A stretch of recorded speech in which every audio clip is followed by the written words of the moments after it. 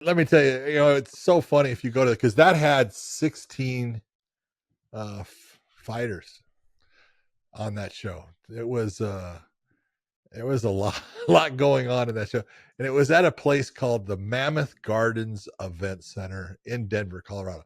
The first UFC was at the McNichols Arena, which was where the Denver Nuggets played at that time. It was the big thing. Well, this one was the Mammoth Gardens Event Center was close to the biggest shithole you've ever been in. It was horrible. And then on top of that, they had the guys warming up. There was nowhere for them to really warm up in the actual, if you want to call it arena. It was like a bar dance club. Okay. So they rented rooms across the alley for people. Hoist didn't have to be there. Hoist had a little place in the Mammoth Gardens Event Center he could warm up, since that's what you get when you're the promoter's brother. Yeah.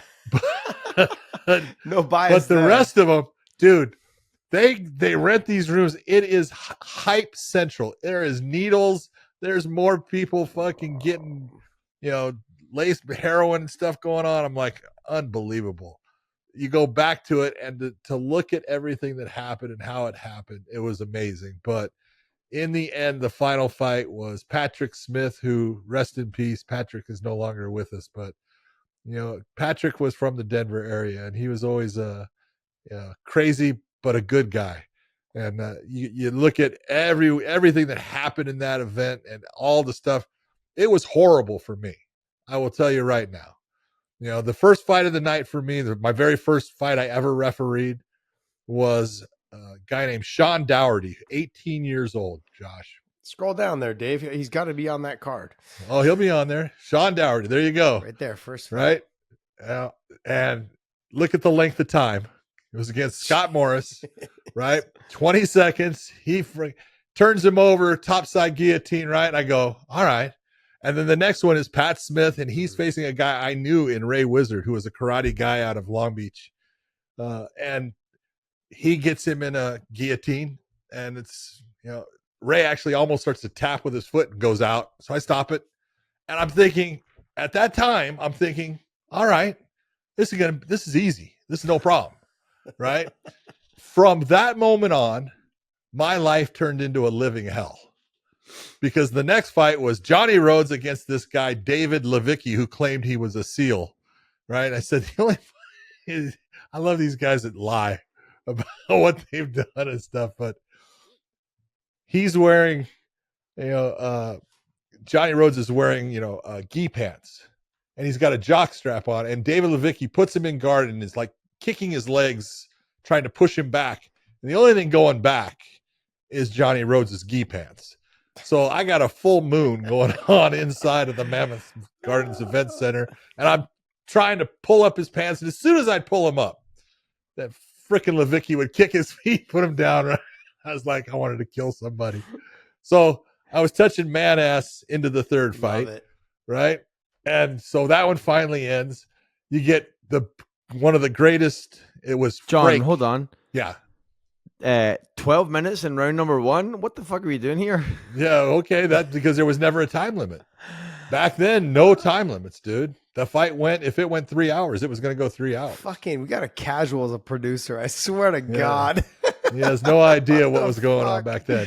You got to figure there was 2 rules in this entire show. The 2 rules were no biting and no eye gouging. Everything else was legal. Everything. And I was not allowed to stop a fight.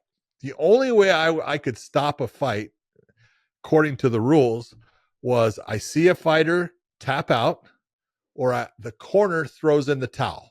That's it. So if a guy gets knocked unconscious, I was supposed to just stand there. Oof. If the guy's going after him and hitting him more, I'm going to stand there. Wow. Right?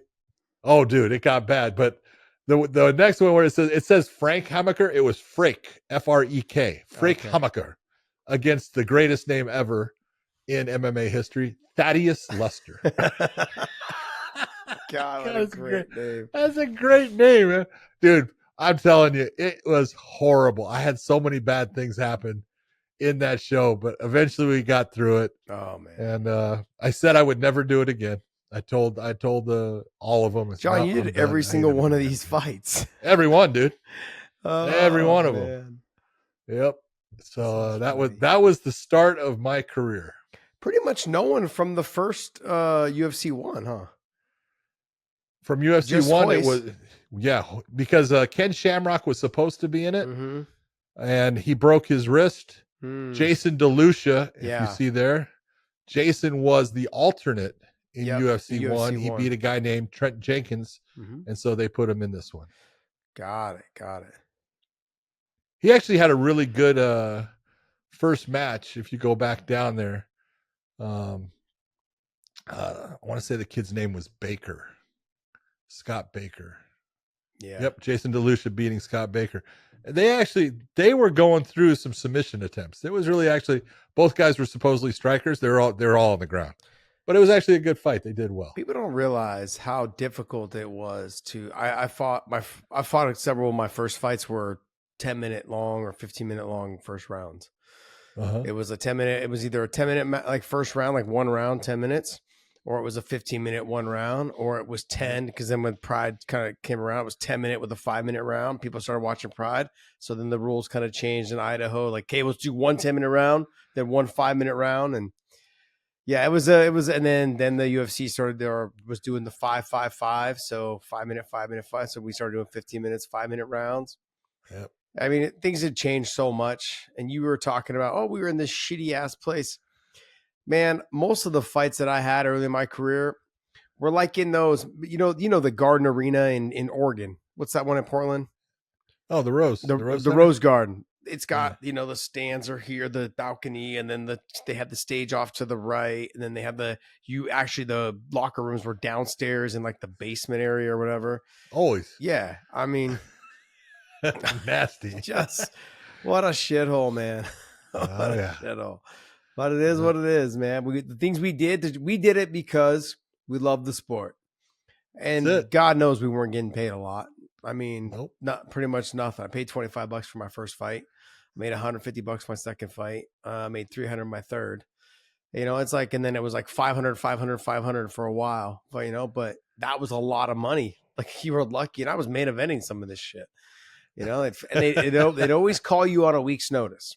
So you always had to be training. Oh, we want you to fight. One of the fights I had to take was against I showed up, and he was the promoter.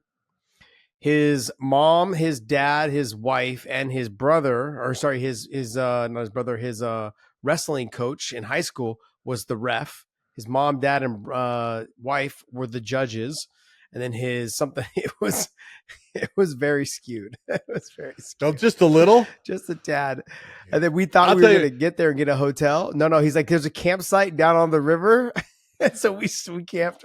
We brought our sleeping bags and we camped down. We were living in a van down by the river. It was so bad, John. It was. And then Trevor was supposed to fight on that card. Prangley didn't fight because they didn't have the money to pay him.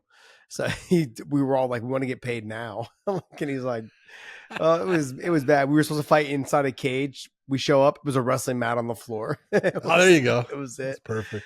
Yeah, what a disaster. 100% agree.